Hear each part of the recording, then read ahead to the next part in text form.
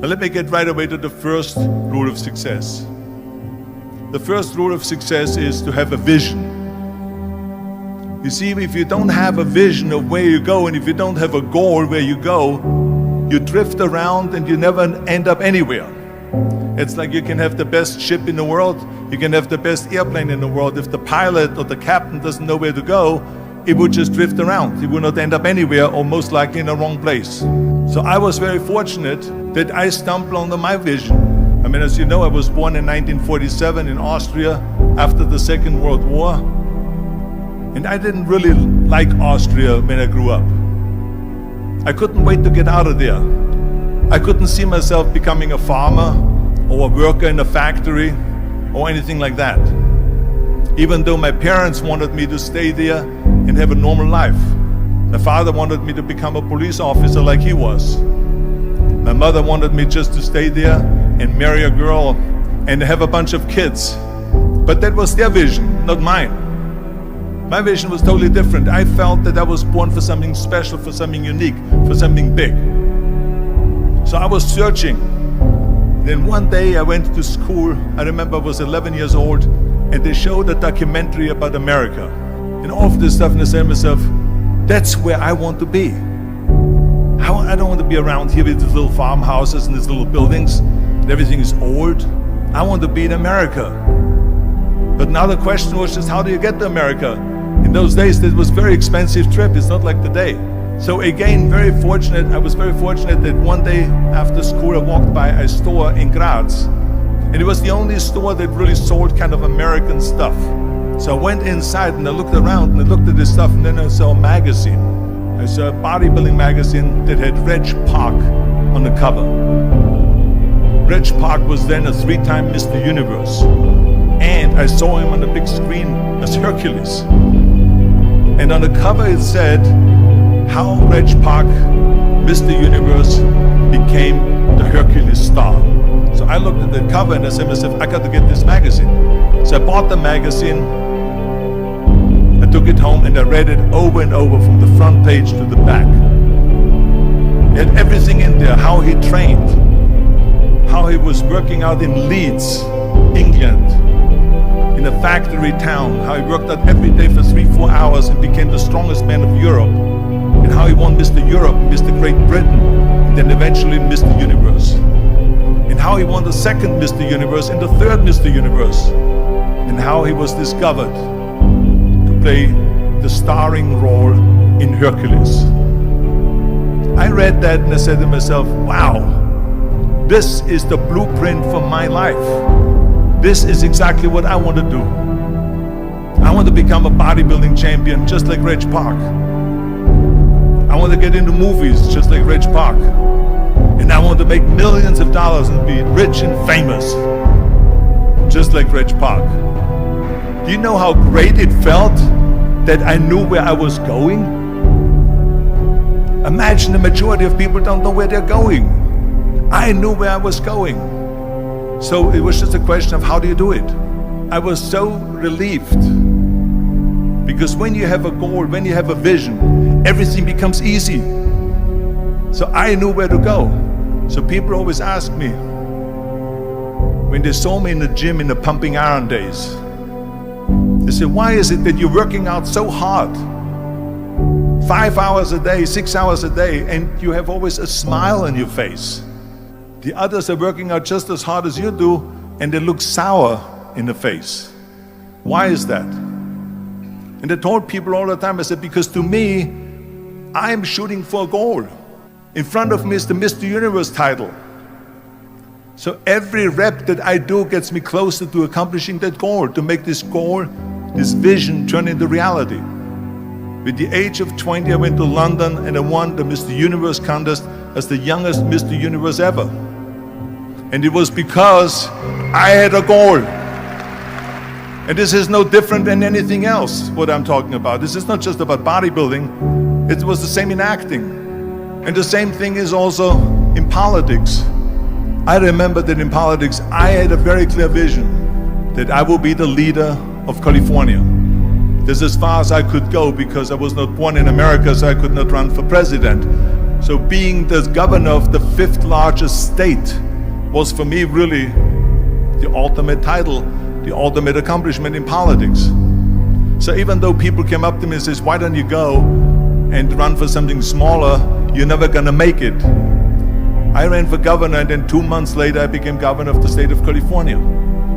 Again, because I had a very clear vision what I'm gonna do with California.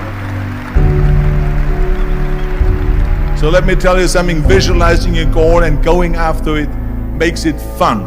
You got to have a purpose no matter what you do in life. You got to have a purpose. So that's rule number 1, have a vision.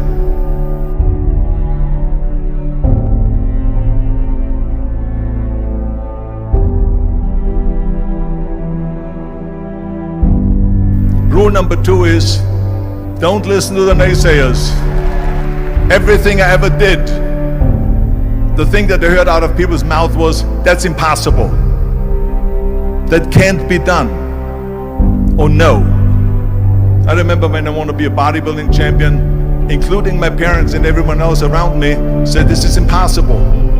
That is exactly what I heard, and of course I proved to the people that it can't be done. So whenever someone said to me, it can't be done, I heard it can be done. When they said no, I heard yes. And when they said it's impossible, I heard it is possible. Because I am a strong believer.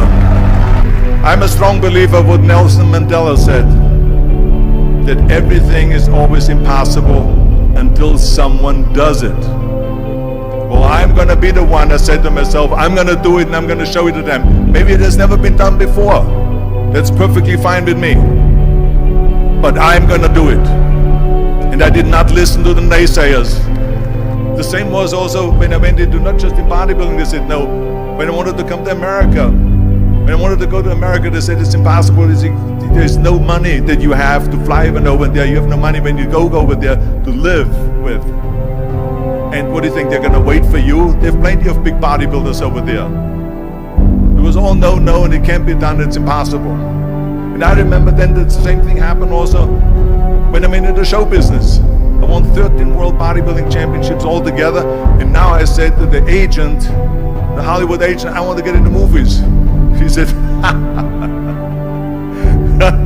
that's funny, Arnold.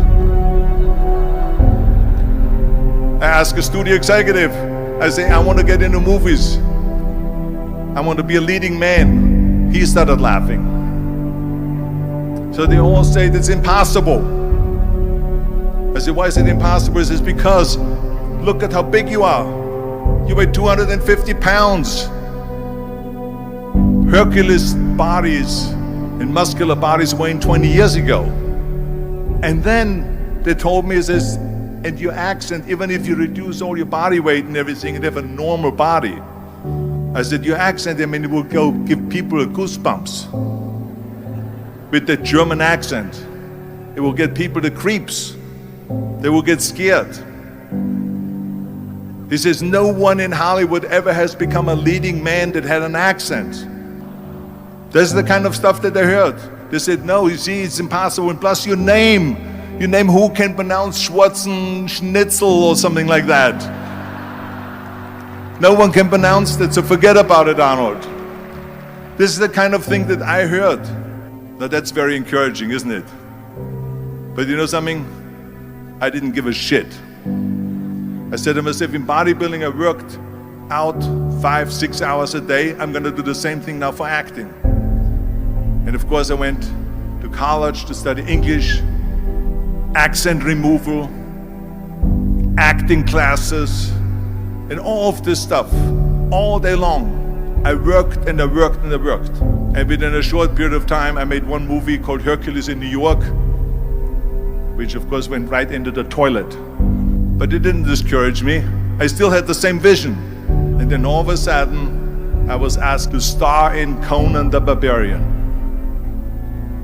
And after I did Conan the Barbarian, the director at the press conference said to the press, he said to the press, if we wouldn't have had Arnold, we would have had to build one. And the same thing was with Terminator. After we were finished filming Terminator, Jim Cameron said to the press, if Arnold wouldn't have had that accent and talked like a machine, I think the movie wouldn't have worked. So think about that. The body and the accent that they attacked was an asset.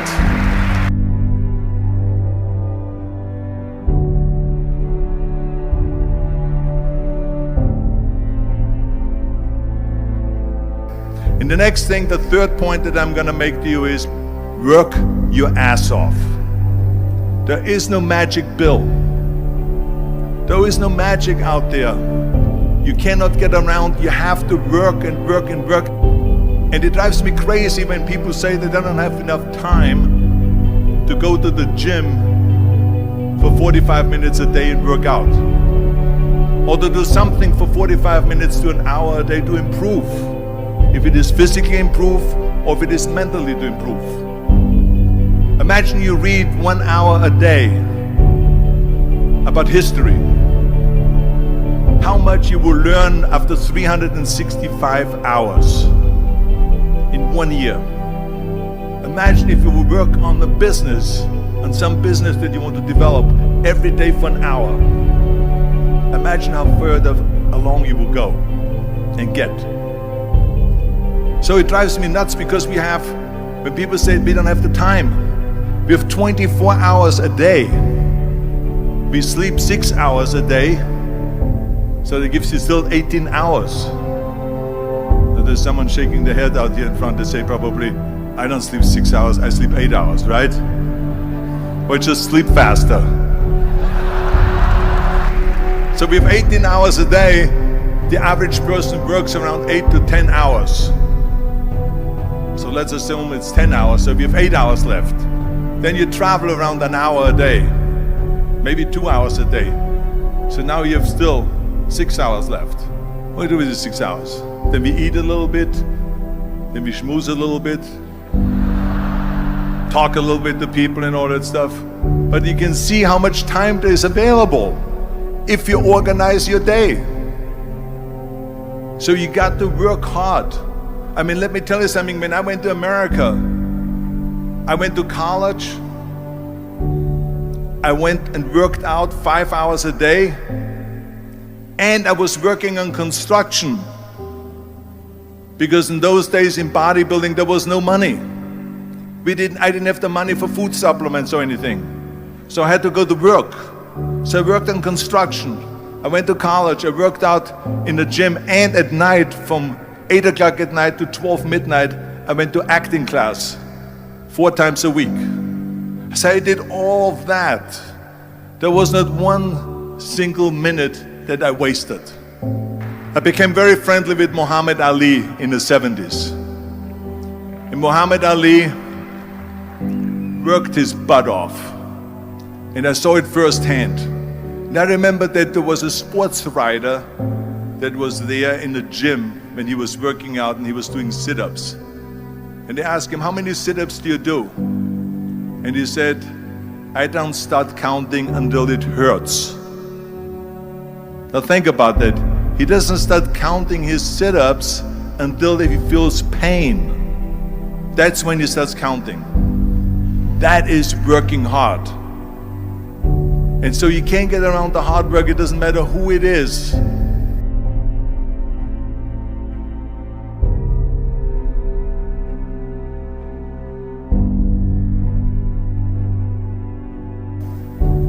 Well, I hate plan B. But when you start doubting yourself, that's very dangerous. Because now what you're basically saying is that if my plan doesn't work, I have a fallback plan, I have a plan B. And that means that you start thinking about plan B, and every thought that you put into plan B, you're taking away now that thought and that energy from plan A. And it's very important to understand that we function better if there is no safety net. I'm telling you, I've never ever had a plan B. I say I made a full commitment that I'm gonna go and be a bodybuilding champion. I made a full commitment that I'm gonna be in America. I made a full commitment that I'm gonna get in the show business and I'm going to be a leading man. No matter what it takes, I will do the work. I will do the work over and over and over until I get it. And the reason, one of the main reasons why people want to have a plan B is because they are worried about failing. What is if I fail, then I don't have anything else? Well, let me tell you something, don't be afraid of failing, because there's nothing wrong with failing. You have to fail in order to climb that ladder. There's no one that doesn't fail. Michael Jordan said in one of his interviews, when they said, "You are unbelievable, you're the greatest basketball player of all times." I mean, tell me about that. And he says, "Well, you're just mentioning the successes." But he says, "For me to become the greatest basketball player, I missed 9,000 shots when I was playing basketball at the NBA games." Does it make him a failure? No. He's one of the greatest basketball players of all times, but he failed 9,000 times. Do you get it? We all fail. It's okay. What is not okay is that when you fail, you stay down. Whoever stays down is a loser. And winners will fail and get up. Fail and get up. Fail and get up. You always get up. That is a winner. That is a winner.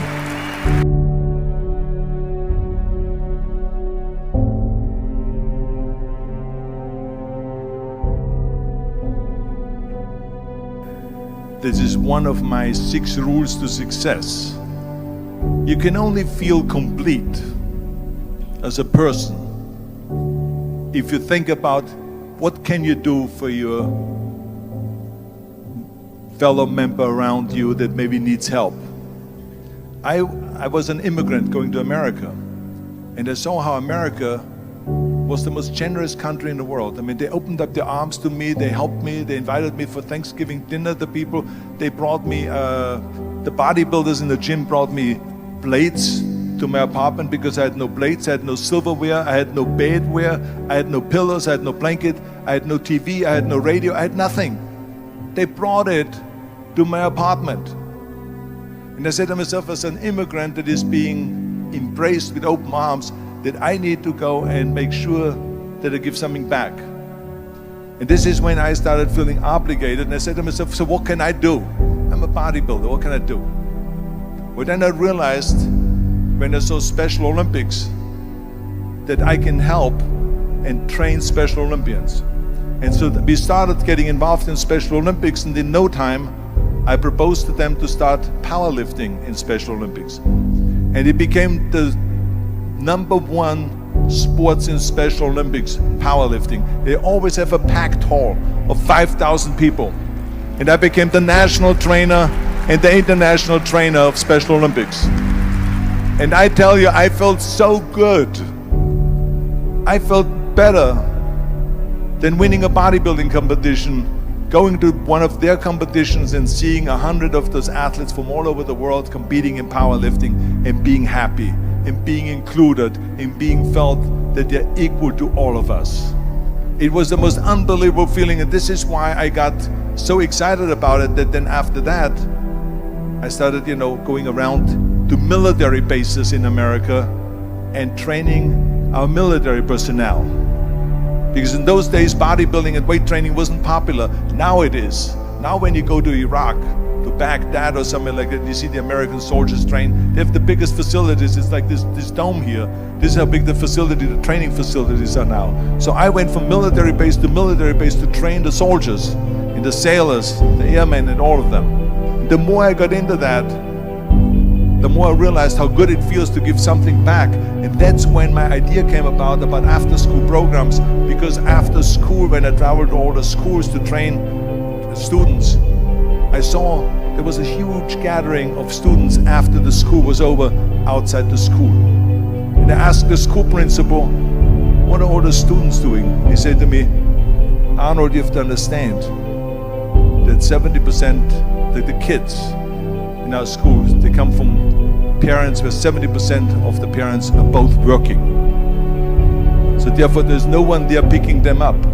So that's got me the idea to start after school programs, to keep these kids in school while the parents are working and to offer them homework assistance, tutoring, sports and fitness programs and arts programs, music and painting and so on. And it became a huge success.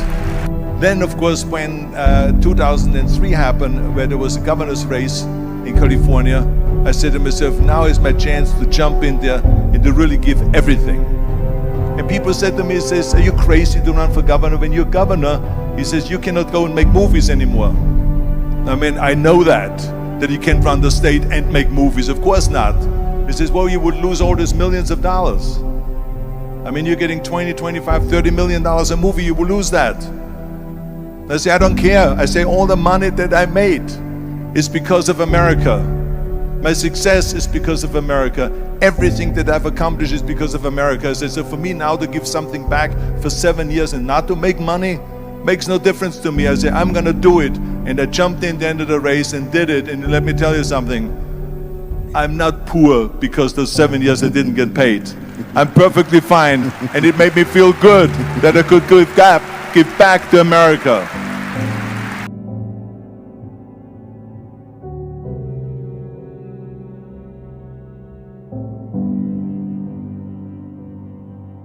Well, I think that every day we are benefiting from someone helping us. That's why I said earlier, there's no such thing as a self-made man. I mean, when you think about it, you're born and you need your parents to raise you. You need your teachers to teach you. You need your coaches to do sports. And so when I think about back of the people that helped me, I remember that everything I did always needed help. Think about it when someone says, Arnold, you're the greatest self-made man. I said, you can call me anything you want, but don't ever call me self-made man. I said, because I did not get to that point by myself. I mean, think about just to be successful in the movies. The only one that makes you successful in the movie is the people that go to see the movie. So how can you say to yourself, made man, when you need millions and millions and millions of people all over the world to go and see your movies? So people, then the press looks at it and says, this guy is a big box office success. It's the people, it's you. Imagine if Jürgen and I both think that we're self-made people and this hall right now is empty. No one here. Do you think this will be a successful conference? No. Who makes it successful is not him and me.